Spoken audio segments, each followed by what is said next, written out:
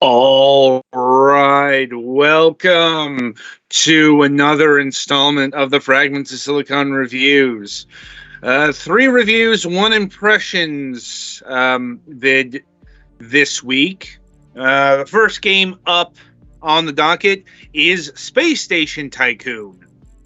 I could go through the marketing materials here and such, but it's pretty much what it says on the tin. It's a Tycoon game about a space station. I will note that this is it Tycoon in the capitalist sense? Well, yes. It is are you familiar with the Tycoon genre? Yes. All right. Yes. Zoo Tycoon, friggin' amusement park tycoon, all those usually are about trying to run a business. That's what I was mostly wondering. If the space station is like a space mall or something. Yes. It's not a space mall. It's more a space gas station. Okay, that makes sense. Yeah. You basically run a way stop where people stop, fix their ships, get food, stay at a motel. There are motel modules, and there are other things like you can eventually grab research labs to your space station. But yeah, this is a business simulator in space. And getting back to what I was saying, this game states that it's influenced by the formative grandfathers of the genre. Usually that means, say, Roller Coaster Tycoon, Zoo Tycoon, Railroad Tycoon. But the game that was sticking in my mind during the entirety of my play session was a little game that wasn't called a Tycoon game, but was totally a Tycoon game, and that was Outpost Koloki. Anyone else here familiar with this title? Does not ring a bell to me. Outpost Koloki, specifically Outpost Koloki X, was a early Xbox Live Arcade title. In fact, I think it might have been a launch title. That's how early we're talking here. But it was basically this, except far less pretty. Because, we're talking about a 2005 indie game versus a 2020 to 23 indie game.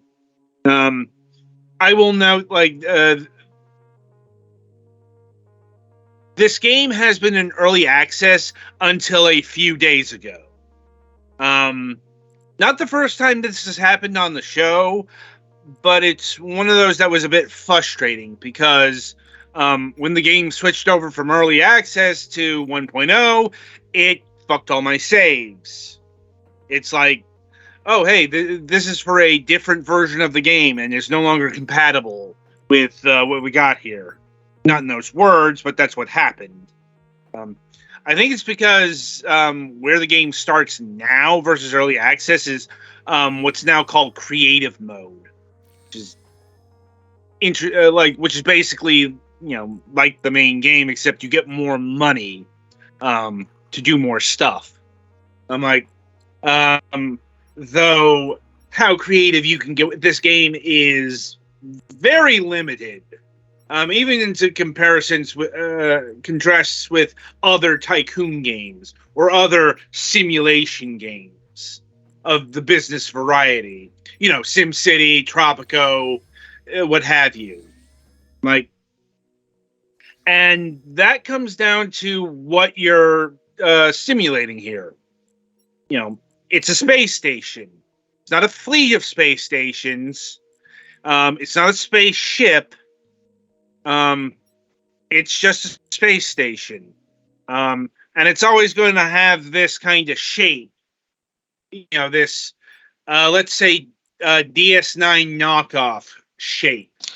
You got to have the round bits, otherwise how you know there's gravity in there? I mean, it probably doesn't produce actual gravity by spinning the thing, but it still gives you the idea of gravity.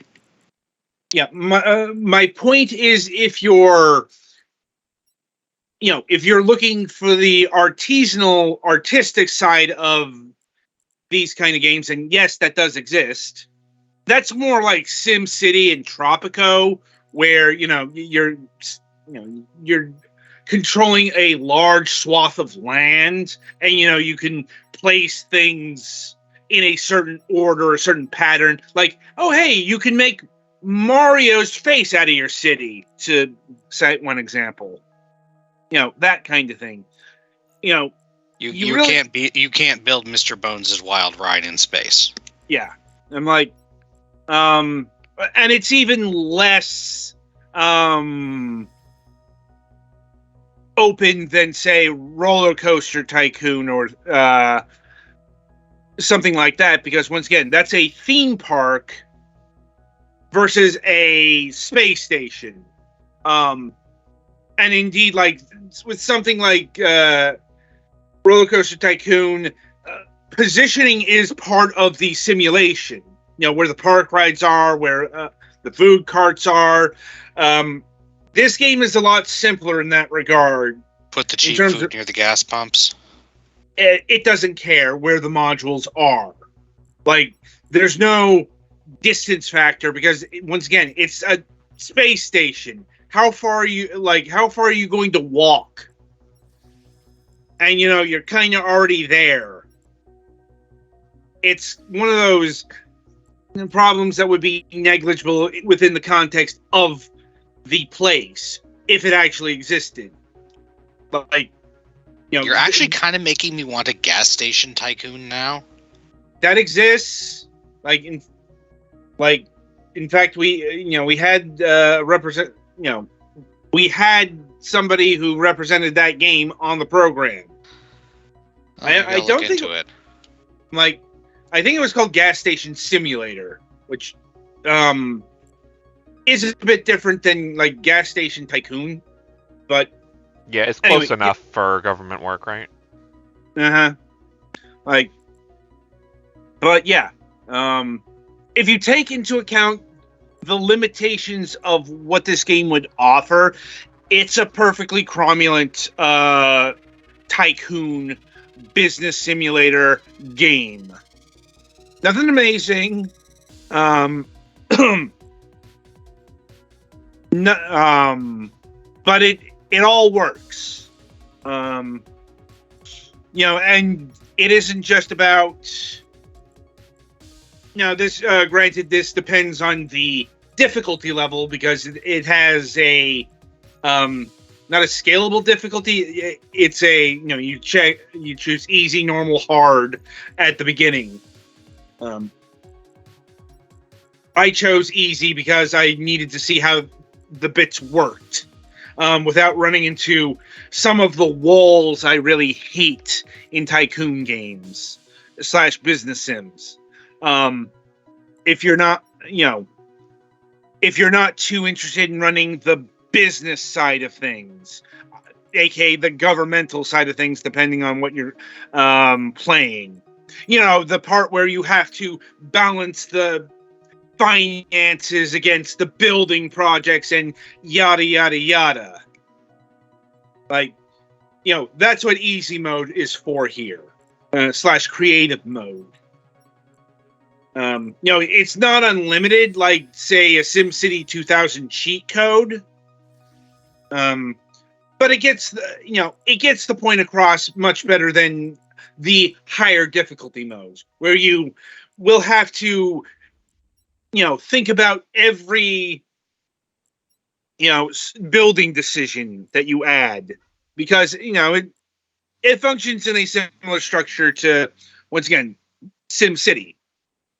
You build a module, you have to make sure it has power to it.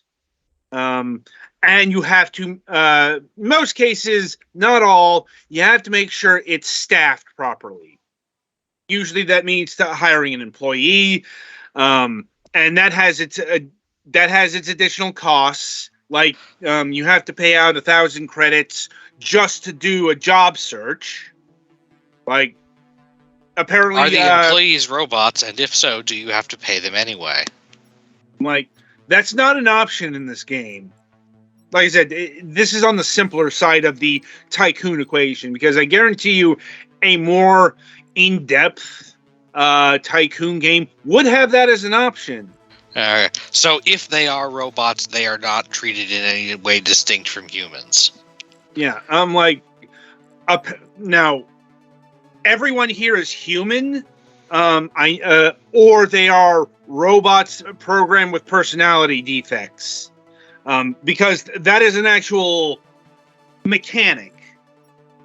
Because not just listed beside all the applicants are various personality traits, like extrovert, loner, anxious, I think might have come up.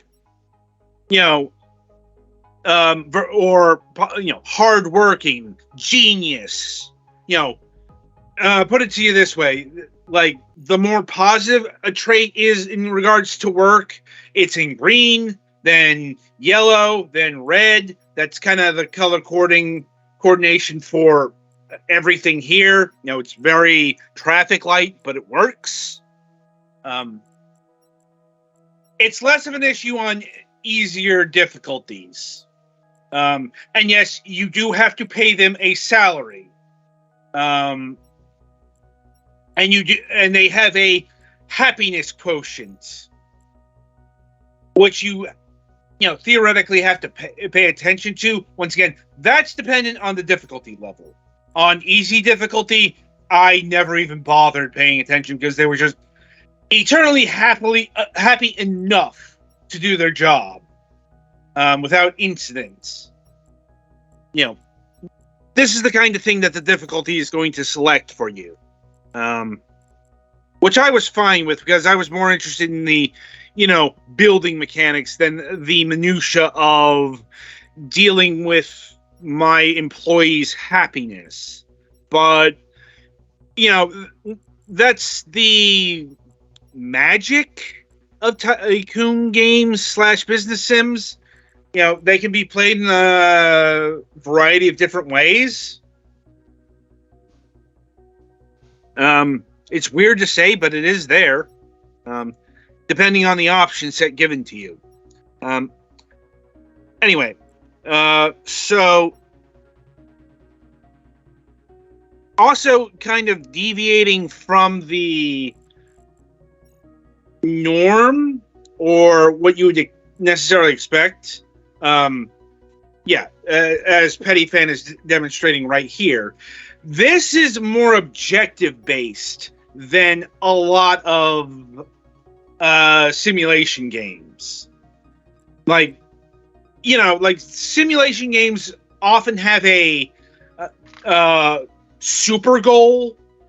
Like, the classic one, SimCity, reach a certain population threshold in order to get a metropolis kind of deal.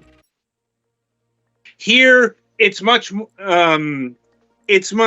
smaller, and it's much more conducive to gameplay. Because as you complete each objective set, let's call them, you will get more objects unlocked to play around with.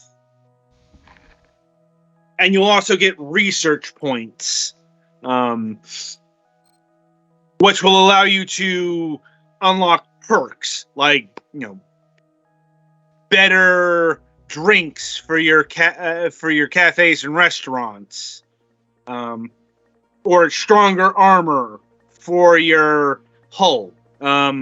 This game does include a limited set of disasters slash explosive depressurization. Possibly, but it's more if you don't keep up repairs due to the asteroid attacks. sometimes asteroids will come into view and will damage your station if you don't have the proper defenses. Along those lines, you also have to deal with periodic inspections from the space police, and also pirate attacks. If you don't have the bribe money for the pirates. And let me think. And yeah, that's the core of the game here. Once again,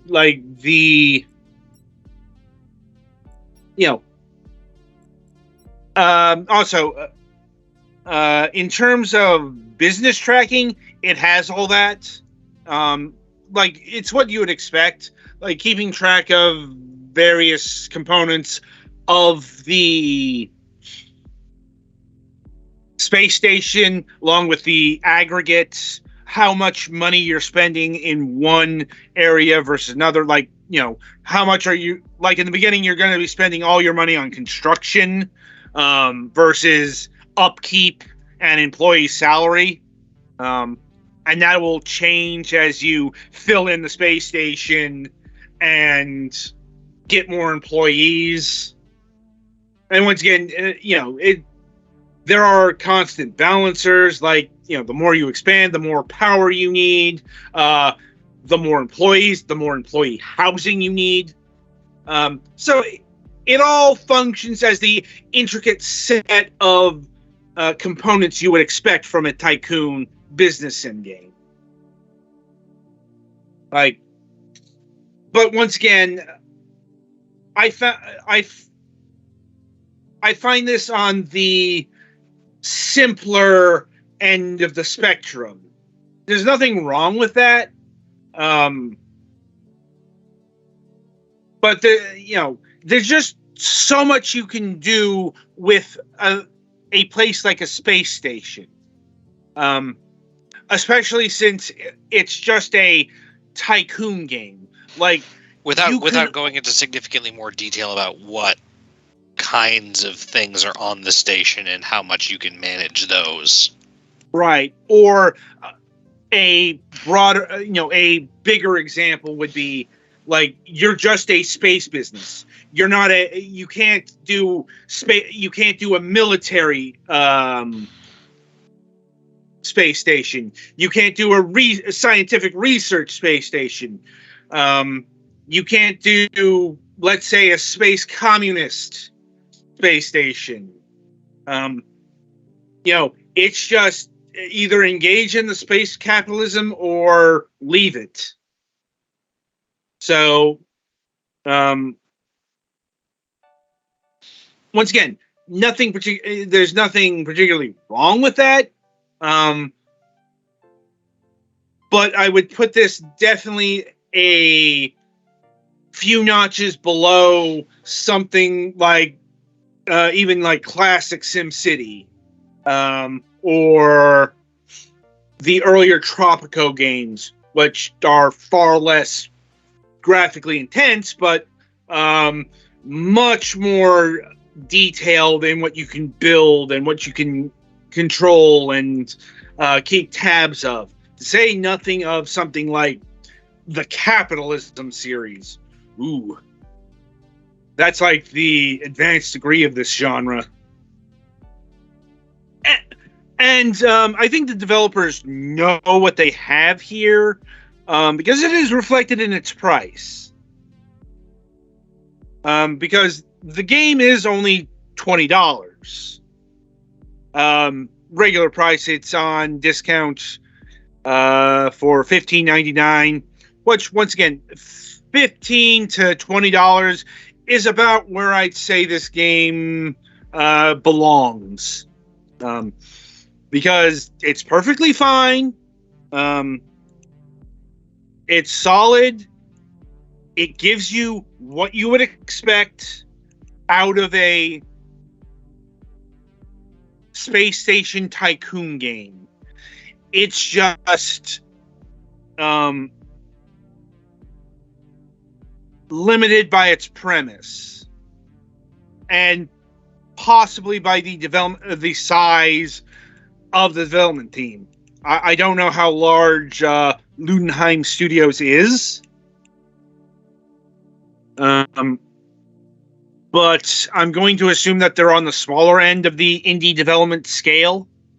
So once again, for what my presumptions surmise, this is a pretty good package. Anyway, so any other questions, comments, or concerns about Space Station Tycoon? I'm good. I guess it might be a little bit useful for people who find some of the other ones too complicated. There is that. And just, you are able to take it more seriously than, say, Prison Tycoon, which is a completely real thing. In fact, that is a series of Tycoon games. I can't say the Tycoon... Hey, it is a for-profit business in some states. I couldn't say, the Tycoon games ever got completely jokified like the simulator genre did. But, there was a stretch in the 2000s there where just, you think of a business, it had a Tycoon game attached to it.